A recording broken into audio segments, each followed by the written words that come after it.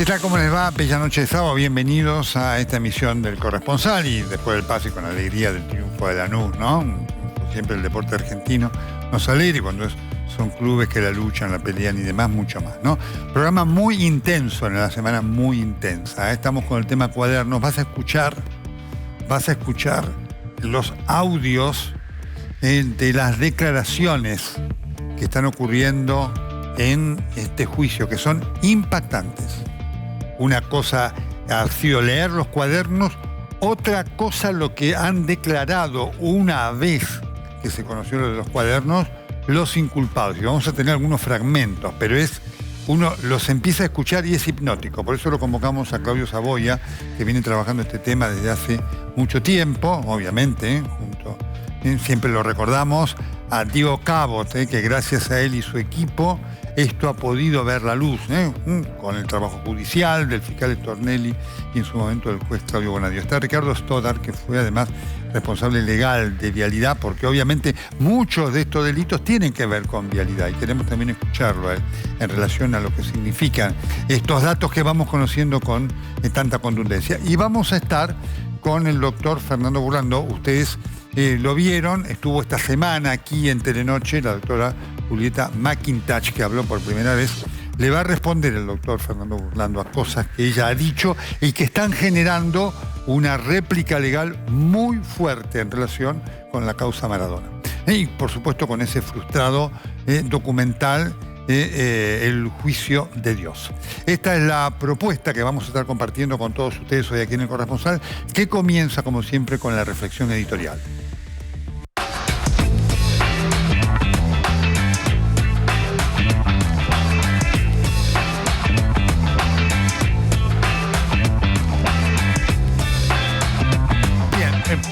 Pocas cosas, porque quiero ir después compartiendo con todos ustedes y Claudio Saboya y Ricardo Stoddard este material que ustedes van a escuchar de lo que se está diciendo en la causa de los cuadernos. 3 cosas para marcar, ¿no?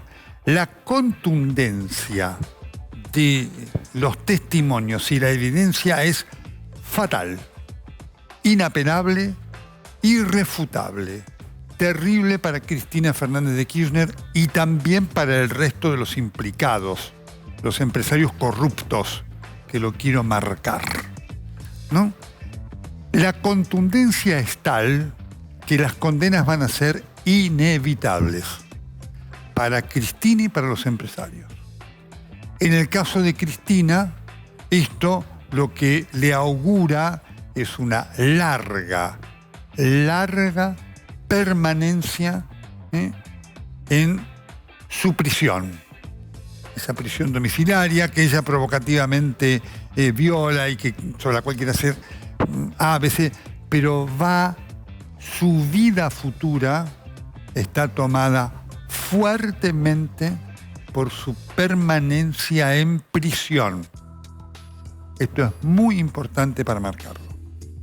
Con todo lo que esto significa para el peronismo, en esta debacle que está viviendo como consecuencia de la derrota electoral y de esta falta de liderazgo.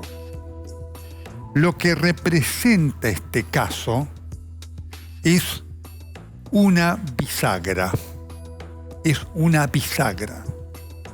Confirma absolutamente el cariz delincuencial que tuvo el gobierno de Néstor Kirchner y de Cristina Kirchner. Siempre recuerdo que de estar vivo, hoy Néstor Kirchner estaría en prisión, para que nos demos cuenta de lo que esto significa.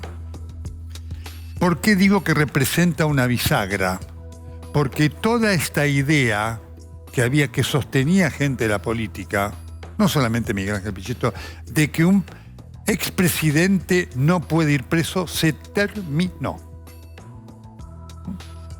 Cuando un presidente cometa actos delictivos, en la Argentina deberá ir preso, como todo el resto de los funcionarios.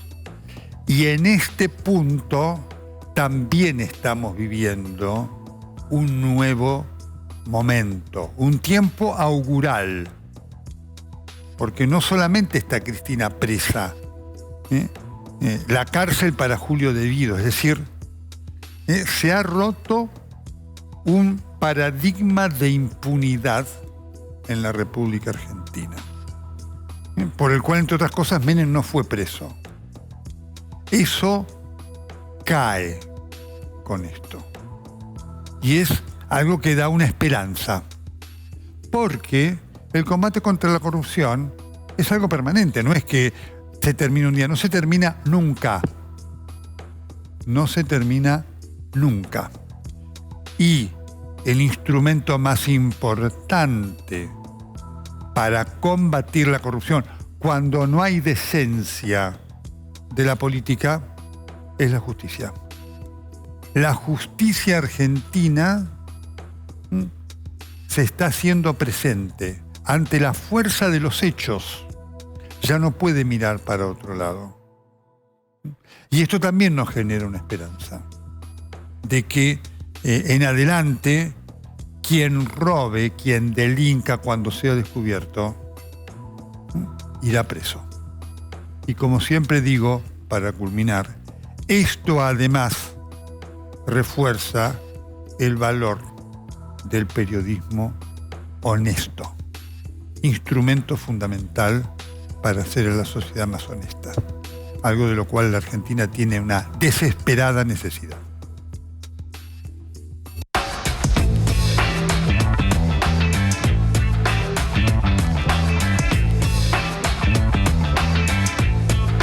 Oscar Bernardo Centeno. Le hago una denuncia a ella por extorsión a nombre mío. O sea, esa denuncia que yo le hice a Horowitz fue por indicación de Barata y con el abogado Frontini. Cuando esto sucedió, yo ya no vivía con ella. En relación al sistema de recaudación, recuerdo que después de la muerte de Néstor Kirchner, cambiamos y ya no llevábamos a Uruguay 1306, sino que íbamos toda la casa de Barata. Y él a la noche o al otro día venía con 2 bolsos, uno del normal y otro vacío. José Francisco López. El 13 de junio a la noche, en la noche tarde, se presentaron de parte de Fabián 3 personas que me dejaron los bolsos que fueron posteriormente secuestrados y se fueron. Yo estaba sumamente nervioso y paranoico, tanto que más tarde, no recuerdo exactamente la hora, cargué el dinero en el auto, así como el arma, y me dirigí al convento, donde lo que sucedió es de público conocimiento. Antes de esto, cuando estaban las personas que me trajeron el dinero, me hicieron tirar al río todos los teléfonos que tenía, menos los que me secuestraron, porque esos eran personales míos. Claudio Uberti. En su declaración manifestó que estuve en la función pública en una jerarquía de 4ª línea. Yo era director de Locovi. Estuve en el cargo desde el 25 de mayo de 2003 hasta el 9 de agosto de 2007. Tuve que renunciar por el incidente de la vanija de Antonini Wilson. Cuando empecé a trabajar, un día me llama el ministro Devido a su despacho. Al rato salió Devido puteando y me dijo: el presidente no va a firmar los contratos ni en pedo. Porque vos hiciste las cosas demasiado bien y no arreglaste la guita con la gente. No los va a firmar ni en pedo y te va a hacer cagar. A fines de los años 90, la empresa consiguió algunos contratos en Santa Cruz, donde Devido era funcionario y el gobierno de la provincia contrató a la empresa la ejecución del aeropuerto del Calafate y una serie de obras menores. Devido aparece en Santa Cruz porque era empleado de Entel. A raíz de esa importante obra, conocí al arquitecto Devido y al gobernador Kirchner en las sucesivas visitas que hicieron a la obra. Continuó su relato manifestando que en el año 2004 el arquitecto Devido me citó en su despacho y me dijo que por orden del presidente debía garantizar en forma personal el éxito acorde de los intereses de gobierno de las licitaciones públicas que se llamaran a partir de ese momento, fundamentalmente en el rubro vial, que tiene mayores montos y más significativos.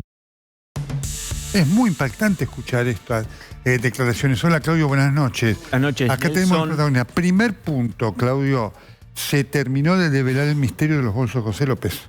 Sí, por supuesto. En estas declaraciones que escuchábamos recién, que es la lectura que hace el secretario del Tribunal Oral Federal 7 de las confesiones homologadas en su momento por el juez Bonadío, tomadas por el fiscal Stornelli, homologadas por Bonadío, estuvieron guardadas 6 años y emergen 7 años, ahora en toda su potencia, porque en el medio pasaron un montón de cosas, hubo otras condenas, y ahí donde vemos, donde José López declara, bueno, el dinero yo lo tenía miedo, tenía pánico, temía por mi vida, por mi familia, lo fui a llevar, era muy violenta Cristina, era muy violento Néstor Kirchner en su momento, a mí me daba miedo. José López, un capítulo de toda esta serie. Impactante, ¿no? Porque finalmente esos bolsos con plata eran de Cristina, una cosa impactante, ¿no es cierto? Vos te acordás que él decía, bueno, esto es de la política, había dicho él, ¿no es cierto? No, eran de Cristina y para Cristina. Terminaban en su casa aquí y de su casa acá en Recoleta, a pocas cuadras de este estudio, iban a su casa en Calafate o en Río Gallegos, llevadas por aviones en los que ella misma viajaba, primero Néstor y después ella. Perfecto, muy bien. Vamos a ir con Centeno, ¿no es Por cierto? supuesto. Que por supuesto, ¿no? Es el que origina todo este vendaval que es fatal para Cristina Fernández de Kirchner y para el kirchnerismo como Es tal, fatal y porque- para el club de la corrupción, ¿no es Absolutamente, porque cuenta con precisión, es una bitácora del sistema, es un diario íntimo de la corrupción. Un diario íntimo de la corrupción donde se cuenta un sistema que, excepto por unos pocos meses del 2010, cuando muere Néstor Kirchner, un poco lo que escuchábamos recién, funcionó durante los 12 años y medio de gobierno de Néstor y de Cristina Kirchner. Oscar Centeno, chofer de la oficina pública de Roberto Barata, mientras iba y volvía, iba tomando nota de montos, porque evidentemente él, acordate, él iba a comprar los bolsos al 11. Impactante, ¿no? Él, esto no está en esta parte, pero él, Centeno, iba a comprar los bolsos, los llevaba, los cargaba. Hubo un momento, Claudio, en el cual no hubo más bolsos, no se consiguieron bolsos. Exactamente, porque ya tenían, no podía ser cualquier bolso. Esto también se escuchó esta semana, porque había determinados bolsos cuya medida involucraba una cantidad de peso o un peso específico que revelaba cuánta plata había. O sea, en este bolso modelo X entran billetes de $100 por 300.000, supongamos. Entonces, si cambiamos de bolso hay que volver a contar, no se sabe. Y claro, no había el mismo bolso todos los días. En un momento, Daniel Muñoz, se escuchó esta semana, dice, mira, me puedo poner un negocio de bolso, porque hace un gesto así y muestra que en la casa de Cristina Kirchner había como 50 bolsos, no sé cuántos había. Es una cosa realmente impresionante. Pornográfica. No, pornográfico, ¿no es cierto? Esto es Centeno. Junto con esto, porque obviamente lo que termina generando esto es que, ante la evidencia, los protagonistas de la historia, Centeno era un observador de esto, empiezan hablando. Y es muy fuerte lo de Uberti con el OCOVI, el órgano de control, ¿no es cierto?, de los corredores viales, ¿no?, en cuanto a lo que él debía hacer y en cuanto al trato al cual lo sometía Néstor Kirchner, ¿no? Un trato degradante, lo mismo cuenta el contador Manzanares, valga la redundancia de cuenta y contador, respecto de Daniel Muñoz. Dice que él le daba pena como Néstor Kirchner le pegaba, y lo maltrataba, y lo cacheteaba, etc. Fíjate que en este fragmento vos me preguntaste por Uberti, él dice, yo era un funcionario de cuarta línea.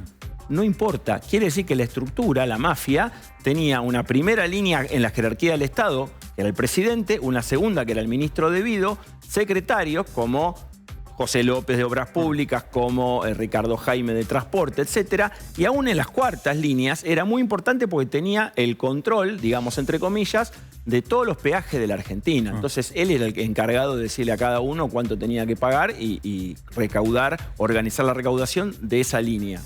Perfecto. Importante para ver el cálculo y obviamente el direccionamiento, ¿no?, que venía de Néstor Kirchner, de decir, hay que poner el foco en este tipo de obras o de rubros, porque ahí hay una fuente de corrupción importante, ¿no? Todo el Estado, imaginemos, bueno, justo ahora estamos en otra etapa de la Argentina donde se discute el tamaño y el rol del Estado. En ese momento, el Estado había privatizado un montón de cosas y concesionaba tanto servicios como obras. Ese era el corazón de la corrupción de Kirchner. Perfecto. Vamos a ver si tenemos testimonio también de Uberti para seguir escuchando. Fundamentalmente porque es muy fuerte escuchar lo que declaran. Sí, por favor. A ver. Estuve en la función pública en una jerarquía de cuarta línea. Yo era director del OCOVI. Estuve en el cargo desde el 25 de mayo de 2003 hasta el 9 de agosto de 2007. Tuve que renunciar por el incidente de la vanija de Antonini Wilson. Y viene Néstor Kirchner y me planta un cachetazo y me dijo, vos sos un pelotudo, porque sos amigo del negro Relats y Cristina está haciendo una construcción en los sauces y necesita plata blanca. Decile a Relats que vaya a Calafate. Y le dijo a Cristina, él nos va a solucionar el problema del blanco que necesitas y le vamos a enchufar esa poronga que vos estás haciendo. Ella dijo que lo que estaba haciendo era lo más maravilloso del mundo. Cuando volvimos, fui a ver al ingeniero Relats y me contestó que él no tenía estructura. Él no estaba muy conforme con lo que pedía, transmitir su contestación a Néstor Kirchner y me pidió que le diga que no sea pelotudo, que él tenía muchas obras, que lo lleve al Calafate y que traiga a su hija. Cristina luego me llamó y me dijo en el gimnasio de ella, en la casa del Calafate, que esto que había hecho de poner plata en blanco era muy importante para su familia, que había sido un gran favor el que le había hecho. Quiero aclarar que Cristina tenía un destrato y una forma terrible de interactuar con la gente. No te saludaba, insultaba a sus colaboradores, especialmente a las mujeres. Néstor les pegaba a sus colaboradores. Encontrarte con ellos personalmente era terrible. Para finalizar, indicó que en alguna oportunidad fui al departamento de Uruguay y Juncal, después del encuentro que relaté con Ferreira. Él entregó en 2 o 3 ocasiones más bolsos de más de 10 kilos con dinero. Eso lo entregué en el departamento de Juncal. Él ya me había dicho que cuando tuviera un paquete de dinero chico lo llevara al despacho de Balcarce, que si el bulto era grande debía coordinar con él. Y es así como me puse en contacto con Daniel Muñoz, que me recibía el dinero en la calle Juncal. En una ocasión subí al departamento. Allí había otras valijas en el palier y en su dormitorio había muchas otras más. En el departamento en esa ocasión no había nadie, pero por referencias de Muñoz, esas valijas de dinero las iba a llevar a Santa Cruz. Eran tantas, alrededor de 20 valijas de distinto tamaño, que Muñoz me dijo: después de esto, voy a poner un negocio de valijas. Es impactante, además. Este fragmento esto contra, increíble. ¿no? Pero Néstor Kirchner le pegaba a la gente, Cristina maltrataba a todos, sobre todo a las mujeres, ¿no? Sí, hay mucho, muy rico este Sí. fragmento, porque cuenta cómo el empresario Relats, que después deja a su herencia. Vinculado a los hoteles. Vinculado ¿no a es los cierto? hoteles, claro, pero un operador de hoteles real. Entonces lo llevan, yo recuerdo, a Los Sauces Casa Patagónica, uno de los hoteles de Otesur, y le dicen: acá hay que facturar cualquier cantidad. Y Relat decía: ¿cómo hago para facturar en blanco si no tengo ningún tipo de hospedaje, no viene gente? ¿Cuánto puedo cobrar la noche? $150, $200, no puedo poner 1000. Bueno, vos tenés que generar blanco, así que tenés que hacerlo. Mucha presión, porque es lo que después terminó siendo Lázaro Báez, que directamente estaba vacío el hotel y no había ningún problema, facturaba cualquier cosa. Lo recordamos a Jorge Lanata, inolvidable. La vida debió haberle permitido ver este momento. Ustedes recuerdan cuando Jorge fue al hotel, ¿no? Lo recordamos. Estoy en la suite Evita, en el hotel de Cristina Kirchner, en Calafate, el hotel Los Sauces. Vas a ver esto como nunca se vio en la televisión abierta. Mira, vení.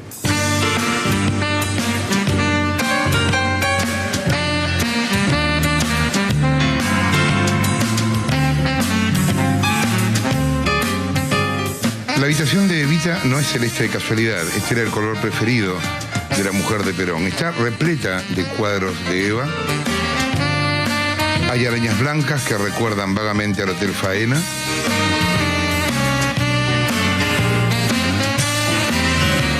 Tiene un baño en suite con un jacuzzi, las pantuflas de rigor. Las sábanas, por ejemplo, fueron compradas en Londres y llegaron a bordo del Tango 01. Son de una marca, Frete, muy prestigiosa en Europa. Este es el Hotel La Ciudad.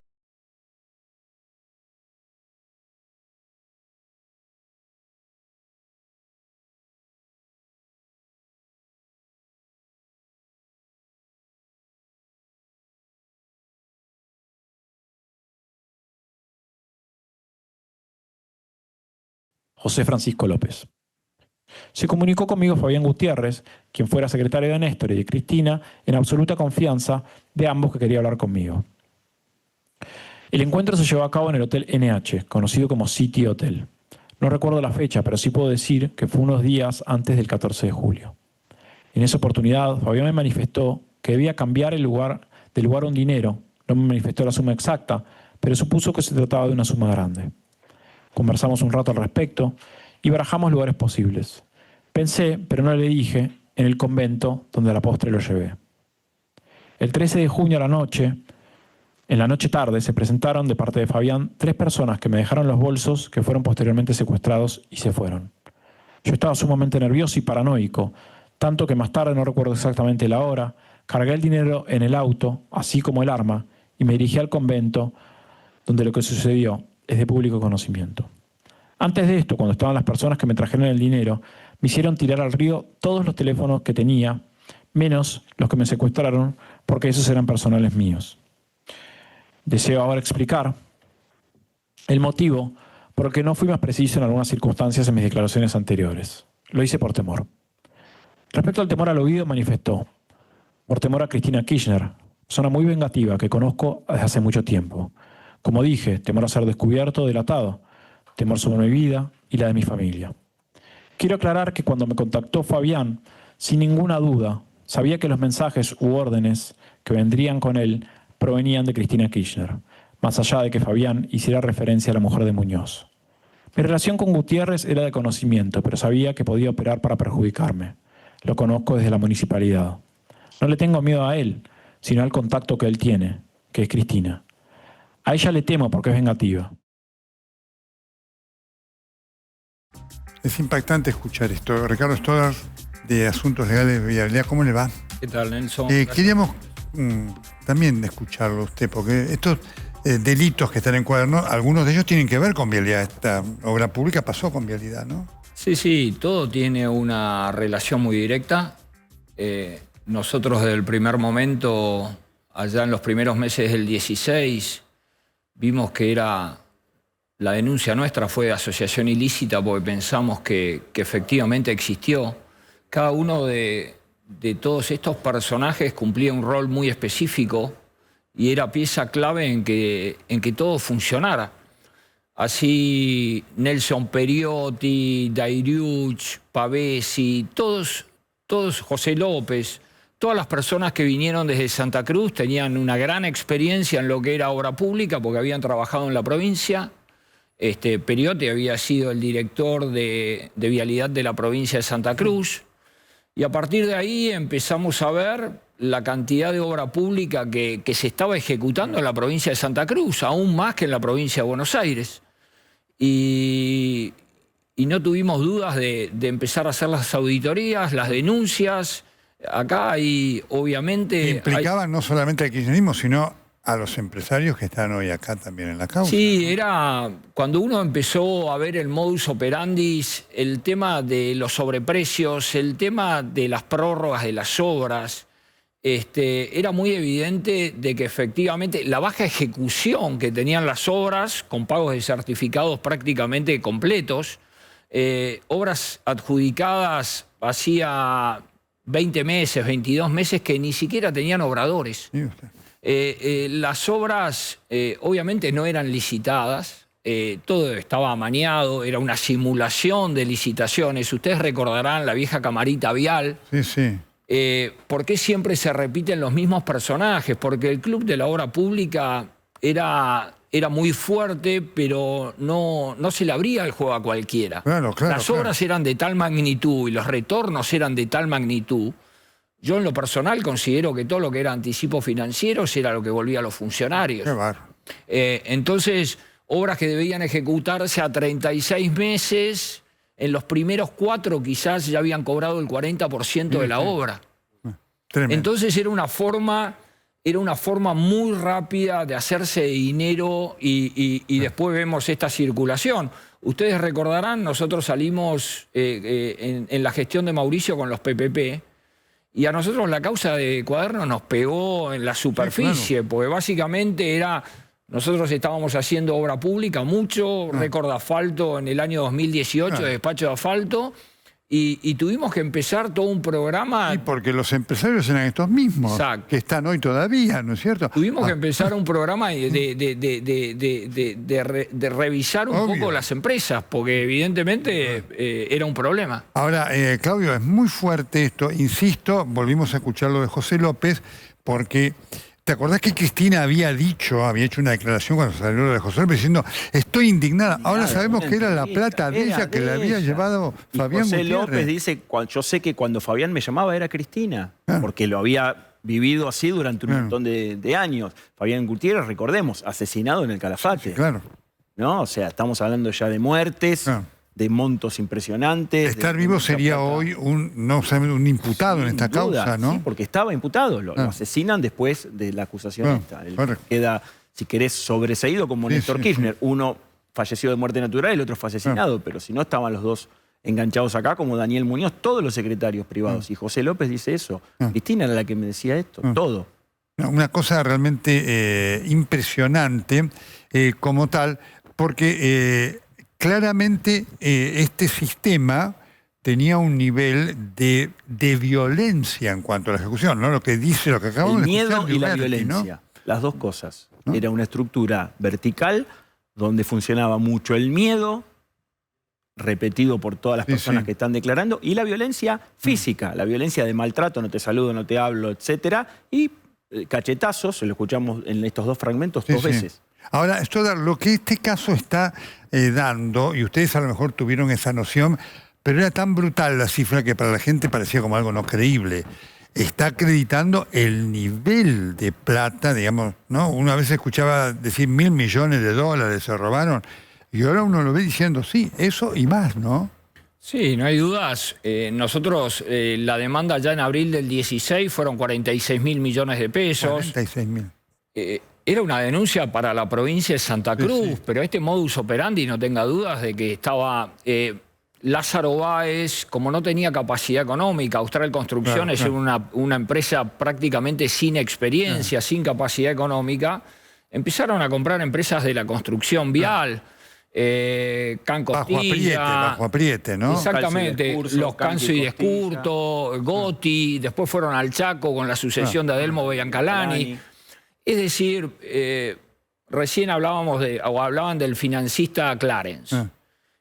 Todo estaba muy bien aceitado. En Vialidad Nacional, la única vez que alguien designó por decreto... Ya vengo con Centeno, que designó por decreto a un gerente de vialidad fue la gestión de Néstor. Pusieron a la mano derecha de Ernesto Clarence, que eran los pagadores de las obras públicas. Ellos mismos, impresionante. Centeno, parte de lo que declaró Centeno, por favor. Oscar Bernardo Centeno. Le hago una denuncia a ella por extorsión a nombre mío. O sea, esa denuncia que yo le hice a Horowitz fue por indicación de Barata y con el abogado Frontini.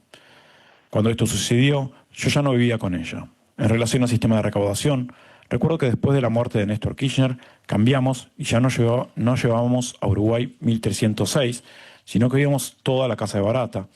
Y él a la noche o al otro día venía con 2 bolsos, uno del normal y otro vacío. No sé si dejaba el dinero ahí o lo llevaba a otro lado. Muchas veces íbamos a la Quinta de Olivos. Todos los viernes se juntaban funcionarios a comer un asado con Néstor y Kirchner. Entre ellos iba Barata. Néstor le dijo, ¿cómo vas a tener ahí al chofer? Y después de ahí comenzó a ir con su auto. Cuando íbamos a llevar los bolsos a la Quinta de Olivos, Barata me decía, negro, vos sabés qué hacer. Lo que significa que me tenían que ir a tomar mate por ahí. Ahí era cuando venía con Muñoz y sacaban los bolsos de mi auto. A Néstor se lo veía caminando por ahí. En la época de Cristina Kirchner también llevábamos los bolsos con dinero. En esas ocasiones se veía a ella en jogging, que desde la casa donde vivía se cruzaba hacia el chalet donde se dejaba el dinero. Las veces que íbamos a Olivos, antes de ir para allá, pedíamos por teléfono las indicaciones para ir o no. Entonces Rodríguez, secretario de Cristina, daba el ok y nos íbamos del Ministerio Olivos. O pasábamos por un lugar a retirar y de ahí íbamos a Olivos. Cuando llegábamos le avisaban al de la puerta y nos autorizaba el ingreso. Ya con Cristina presidenta íbamos una vez por semana. Habremos ido 7 u 8 veces. A lo último se pelearon. Ella lo puteaba. Yo la vi a Cristina en varias oportunidades. Con Néstor Kirchner vivo íbamos más seguido. A veces por trabajo, pero muchas otras para entregar los bolsos con dinero. Hasta 3 veces por semana. Cuando fallece Néstor, las recaudaciones empiezan a ser una vez por semana, que es cuando dejo de escribir. Impresionante, ¿no? Esto, impresionante. ¿No? Otra vez la violencia. Va a haber más de esto, ¿eh? Va a haber más porque tienen que seguirse leyendo las confesiones de los arrepentidos que dieron un montón de información por la cual están acusados quienes están escuchando la acusación en su contra. Ahora, después van a empezar las declaraciones indagatorias de todos ellos. Correcto, ¿no? El rol de Barata, ¿no? En un momento el que recibía los bolsos era Barata y era el que decidía o se encargaba de hacer lo que tenía que hacer, ¿no? Todos tenían por eso el sistema, ¿no? Y un poco la idea de la asociación ilícita, que es el delito por el cual vuelve a estar acusada Cristina. Y debido como organizador también. Todo el mundo tenía un rol. Todo el mundo tenía un rol. Distinto y claro. Vos sos el que lleva. Por eso Néstor Kirchner le dice, ¿qué haces con el chofer acá? Entonces él se iba a tomar mate y en un momento de la noche, después del fútbol, venían Daniel Muñoz y Barata, abrían el baúl del Toyota que funcionaba que manejaba el señor Centeno, sacaban los bolsos y se los llevaban al chalet. Y él veía cómo Cristina Kirchner iba a ese chalet donde estaba la plata. Y en jogging te cuenta todos los detalles. Más precisión no se consigue. Sí. Las coimas de los cuadernos no era la plata de los empresarios. Era era el sobreprecio de la obra pública. Claro. Nosotros... Sí, que es muy importante lo que dice esto.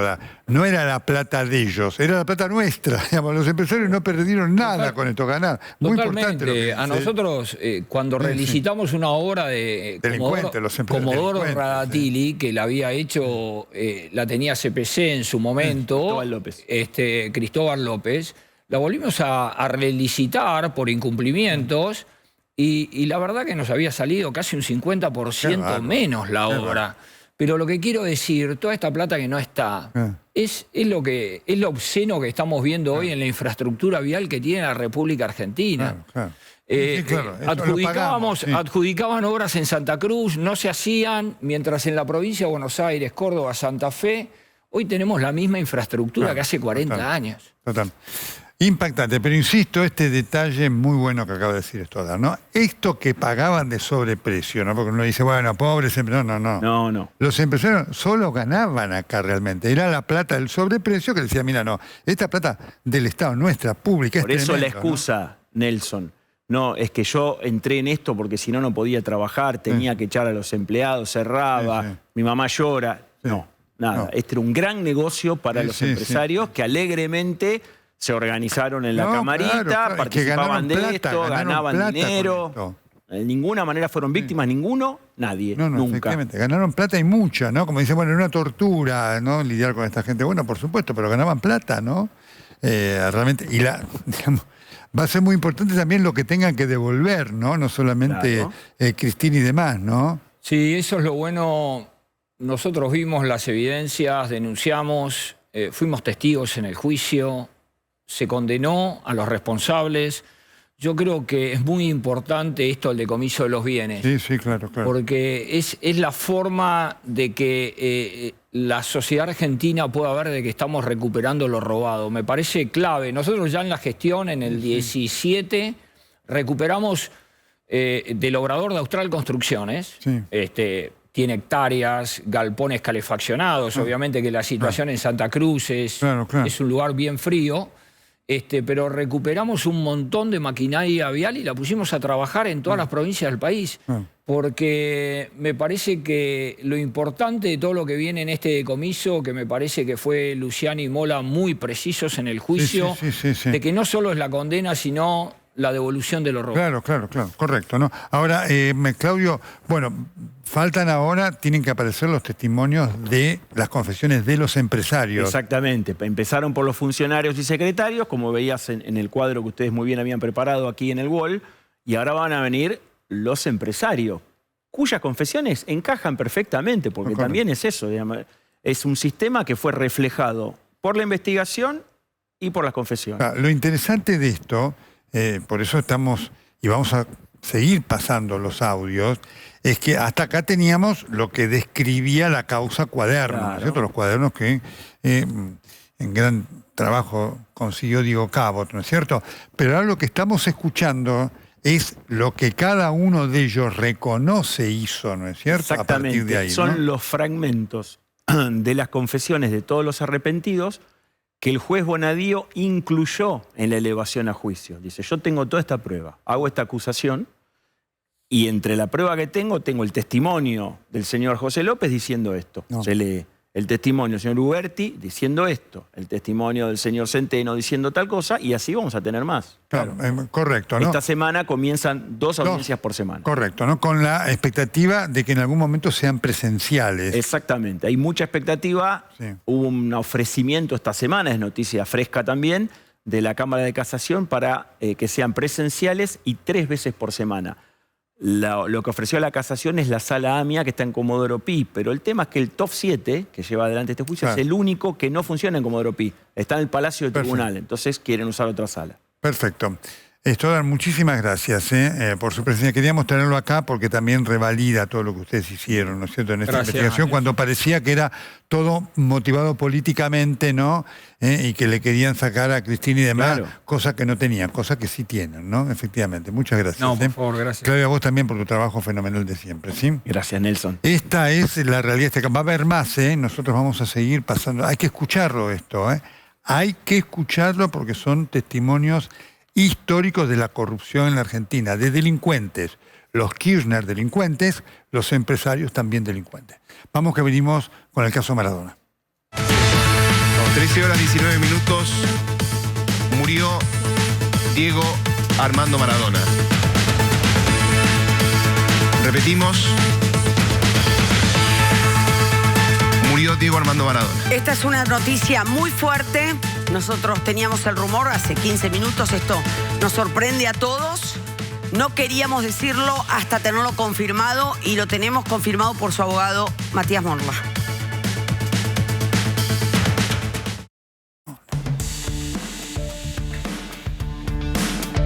Bueno, muy bien, estaba hablando ahí con Claudio Saboya. Quiero mostrarles esto. Esta es un escrito presentado por el doctor Fernando Burlando, sí, por su estudio, pidiendo medidas cautelares urgentes contra la ex jueza, la doctora Julieta McIntosh, que esta semana estuvo con nosotros en Telenoche y, bueno, generó, por supuesto, mucho impacto. Vamos a tener la respuesta del doctor Burlando a varias de las cosas dichas por la ex jueza. Doctor Burlando, ¿cómo le va? Muy buenas noches. Buenas noches, doctor. ¿Cómo está? ¿Cómo se encuentra? Bien. ¿A usted le sorprendió que la doctora McIntosh haya decidido hacer declaraciones públicas? Personalmente sí, realmente. Y aparte me pareció un verdadero bochorno, un papelón. El contenido, obviamente, no por quien ejercía en ese momento quienes hacían el interrogatorio y las preguntas, pero realmente después de haber sido destituida, presentarse en un programa de televisión y lejos de reconocer, entre otras cosas, el castigo, porque en definitiva, más allá de con qué teoría, lo que pasó con el jurado de enjuiciamiento fue un castigo, destituirla. Bueno, oírla de la manera como la escuchamos realmente me pareció... ahora uno entiende por qué a veces dice que el Poder Judicial está en crisis, ¿no? Precisamente no es todo el Poder Judicial, sino son personas de esta entidad las que generan esos conceptos. Perfecto. Tenemos algunos párrafos de lo que fue la presencia. Vamos a ir con el primero, que es el pedido de disculpas, por favor. Fue algo que dijo bastante fuerte, que usted le juró que no había hecho ninguna entrevista. No, de vuelta. A ver. Son pequeñas imprecisiones que hacen a la diferencia. Que habló con usted. ¿Habló? Sí. Yo le juré que no había documental. Y lo que hice a continuación fue darle la declaración de mi amiga. De hecho, tenemos una amiga en común con Janina, porque mamá del colegio, Sí. que es la que conoció toda la historia, que es muy amiga de María Lía Vidal, y puede asegurar que no, lo diré hasta la muerte, no hay documental. Claro, no hay documental porque se interrumpió el juicio. Claro. No, porque no hay documental porque no iba a haber documental. O sea, No sabemos al qué iba a menos hacer. No sabemos qué iba a porque hacer. son ideas creativas que hasta donde yo sé, en un Estado de Derecho, son libres y están permitidas. No, por supuesto, pero el tema es Y el no son contexto, mías. el lugar, Y no son mías. Y de vuelta, yo sé que los familiares de Maradona estaban muy confiados en mí y todas las expectativas que pusieron sobre mí es lo que más me duele. Claro. Porque me hubiera encantado darles lo que estaban, o sea, la confianza que habían depositado a mí. Si la traicioné, lo lamento. Doctor Burlando. No, a ver, yo estoy sorprendido. Realmente no sé qué decir. Lo que sí le puedo aclarar, doctor, es que documental iba a haber. No hubo documental. Me parece que es un juego de tiempos el que hace la doctora McIntosh para analizarlo buenamente, doctor. La atraparon, por eso no hubo documental. Porque estaba hecho, estaba en camino el documental. Y la gran imprudencia de esta señora hizo que se suspenda e hizo peligrar, entre otras cosas, el juicio de Diego Armando Maradona. que obviamente que lo tiene como víctima de un homicidio. Entonces, sí, es factible. No hubo documental porque la atraparon. Esto es más o menos como, a mí me gusta utilizar a veces ejemplos. Vamos a robar un banco y empezamos a hacer un túnel, doctor. Y me agarran en la mitad del túnel. Y sí, el túnel no está. Tiene razón la doctora McIntosh. En ese sentido tiene razón. No robamos el banco. Correcto. Vamos a seguir con otro párrafo de la doctora McIntosh. Está el doctor Burlando respondiendo a todo esto que dijo. Vamos con este próximo fragmento, por favor. ¿Y qué siente no estar más en la justicia? Me da mucha pena. Realmente me da mucha tristeza porque la amaba, pero con locura, ¿eh? ¿Y qué le dijo a sus hijos? A mis hijos el día de la nulidad del debate, yo les conté siempre la verdad. El día de la audiencia de recusación, ese mismo día, yo les dije, si este debate se anula, yo me voy de la justicia. Porque la justicia no es lo que yo creí que era. O sea que ya nos retrotraemos. Yo no hubiera sido sometida a este juicio político, que para mí fue sanador, porque toda la prueba fue demostrando que yo no tenía que ver ni con la productora, ni con plata, ni con contrato, ni con... El escritor dice, no hablé con la jueza nunca. Nunca hablé con la jueza, dijo el escritor.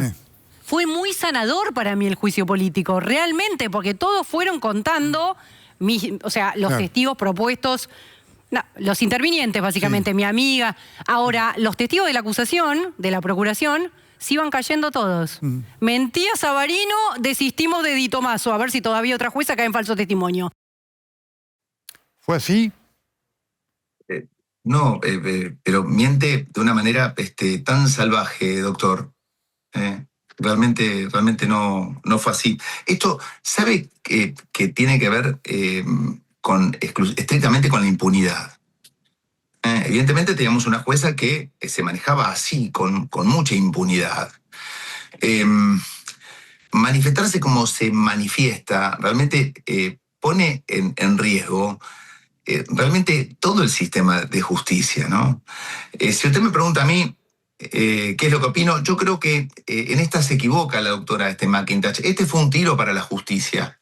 En este caso, la justicia logró determinar por 11 votos categóricos, rotundos, que esta señora no estaba en condiciones de estar ejerciendo la función de magistrada.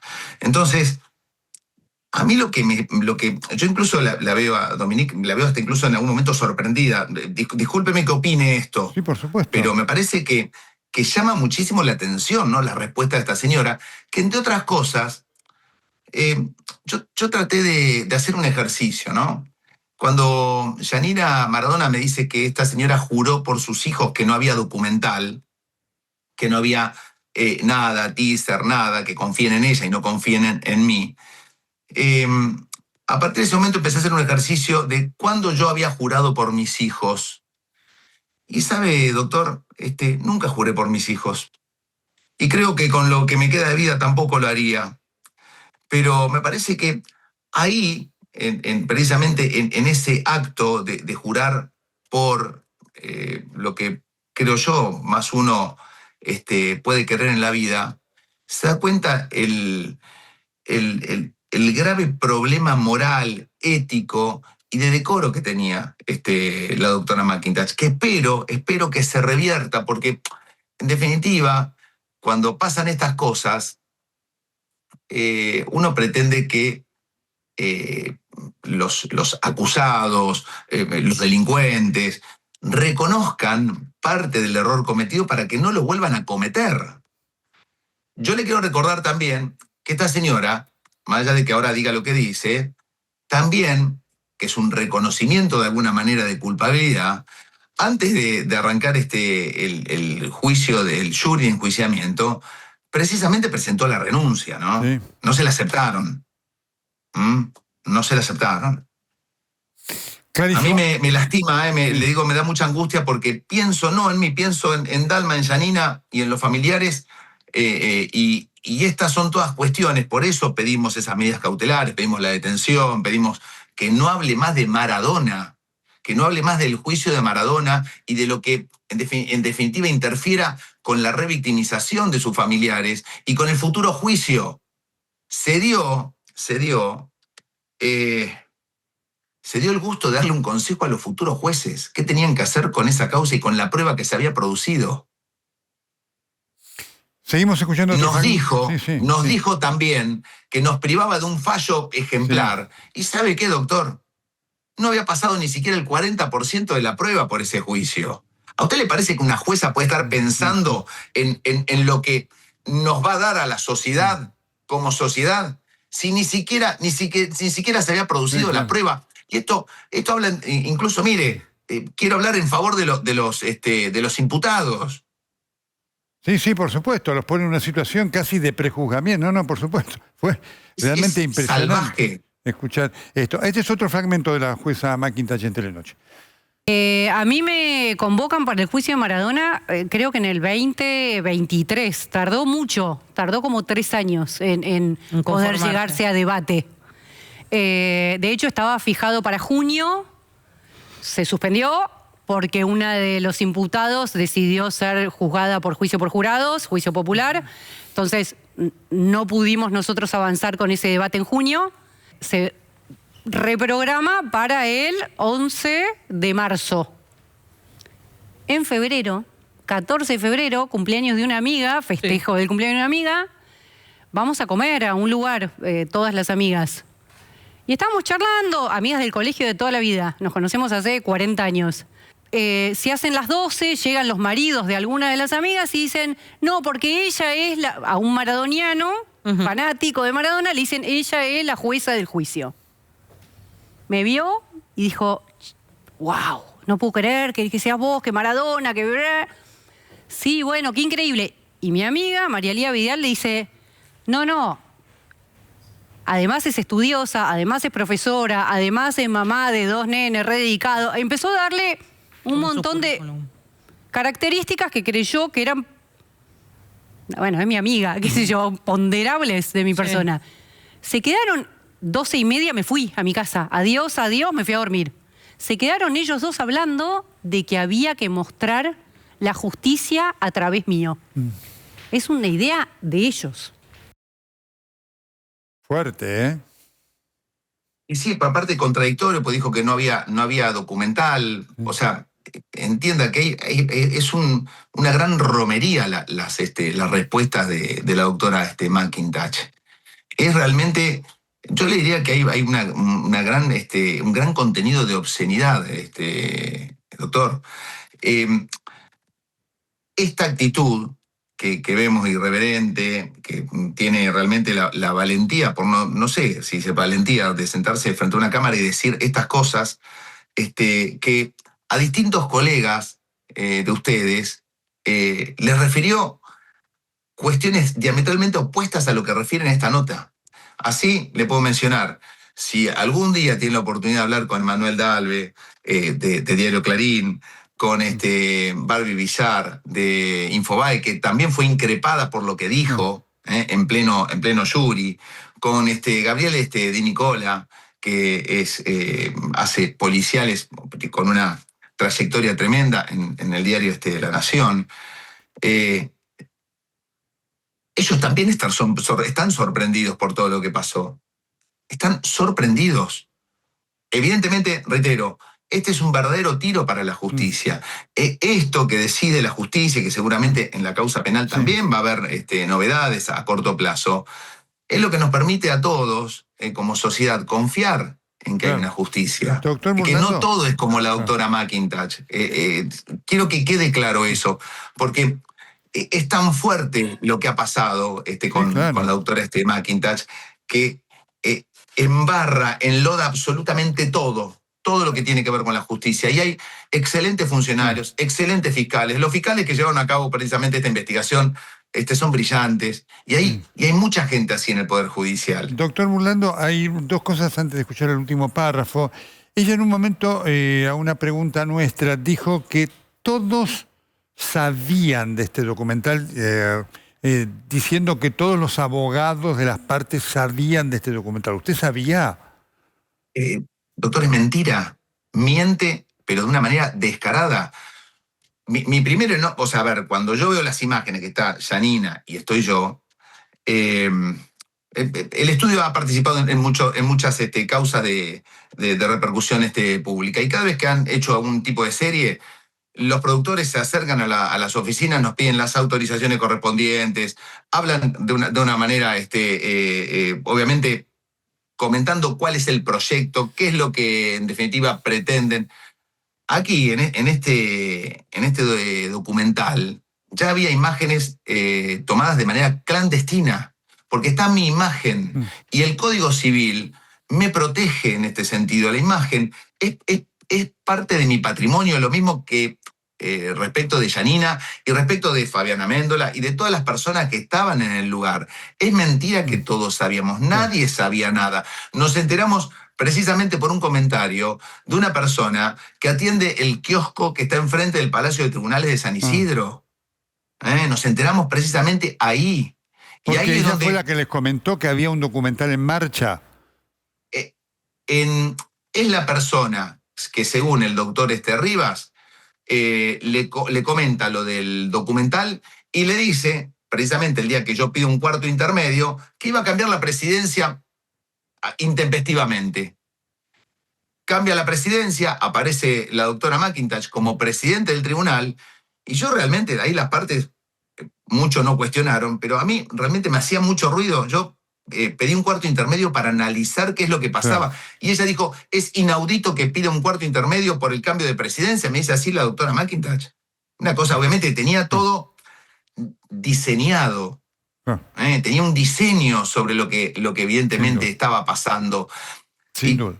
Hablando con algunos colegas, hoy recordábamos que también se había puesto muy mal cuando yo aporté una maqueta de la casa donde estaba Maradona pasando sus últimas horas de Diego Armando Maradona, más que nada para acreditar que no era un lugar adecuado para llevar adelante una internación domiciliaria. Y eso generó un gran malestar en el tribunal, porque querían ir a la casa donde estuvo Diego, querían estar ahí, porque evidentemente uno de los objetivos también de la serie, docuserie, teaser, o como quiera llamarlo, o la nada mismo, como dice la doctora McIntosh, era ese lugar también. Claro. Y eso había generado un gran malestar. Mire usted. Doctor Burlando, le agradezco muchísimo estas precisiones importantes ante este hecho tan terrible que ha sido lo que ha pasado con el juicio. Ojalá haya un juicio y haya justicia. Muchísimas gracias. Muchas gracias, doctor. Estamos esperando que la justicia decida la detención o las medidas cautelares. Reitero, más que nada para no afectar más a la familia. Ustedes pidieron la detención de la doctora McIntosh. En primer término, la detención. Subsidiariamente, si no es el momento oportuno, pedimos que se tomen medidas serias. Y también pedimos, discúlpeme, doctor, que de alguna manera se tenga en cuenta el programa donde estuvo, que fue realmente un trabajo de producción brillante, precisamente su programa con la doctora McIntosh, que se incorpore también a la investigación penal preparatoria. Doctor Burlando, muchísimas gracias. Buenas noches. Muy bien, el próximo martes se cumplen 5 años de la muerte tremenda de Diego Armando Maradona.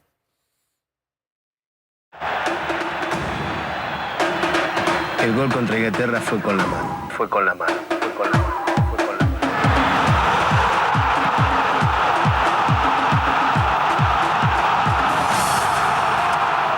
Bueno.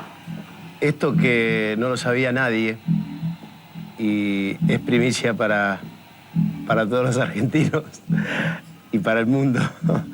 Pero la peleo como todo el mundo. Y quizás la peleé mucho más porque por todos los problemas que pasé y que sigo pasando, pero que le estoy peleando la vida. Y esto es pelearle continuamente la vida, como hacen todos los argentinos cada mañana que se levantan. ¿Le está ganando la vida? Seguro que sí. No sé, estoy viviendo que ya es mucho, ¿no?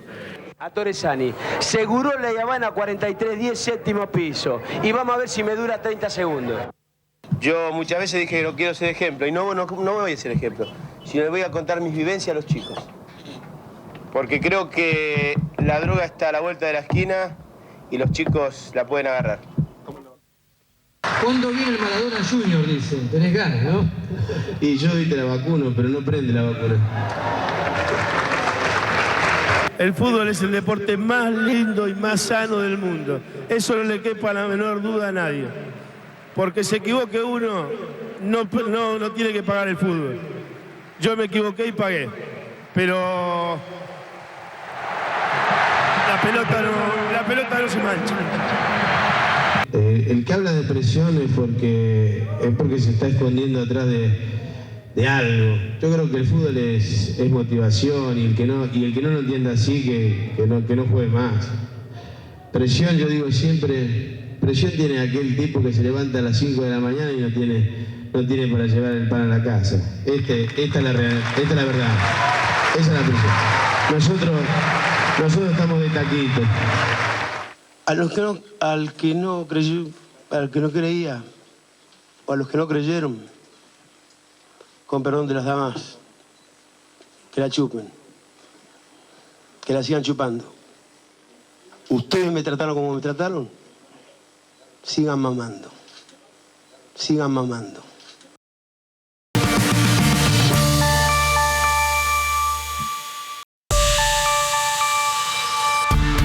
Bueno, muy bien. Noche intensa como siempre hoy aquí, con... Hola, ¿cómo te va, Nelson? Hola, ¿cómo Soy te va, Horacio Horacio? Héctor Pagani, más de 50 años en Clarín, Qué Cuchi. bueno, te felicitamos, sos una institución. ¿Cómo te va, colega? Qué Vos también bueno. sos periodista deportivo. Sí, Te claro, felicito, viejo. Inolvidable. qué ¿Cuánto momento. reconocimiento tuviste este año? Bueno, pero Nominación mucho. al Martín Fierro. Pero muchas Y gracias, mira que tengo un atento. mensaje para vos de parte de... ¿De quién? El Cheque Tapia. Dice que pases a buscar una copa por calle Viamonte. ¿En serio? ¿De qué? Solamente tenés que agradecerle a Tobillino y a Massa, viejo.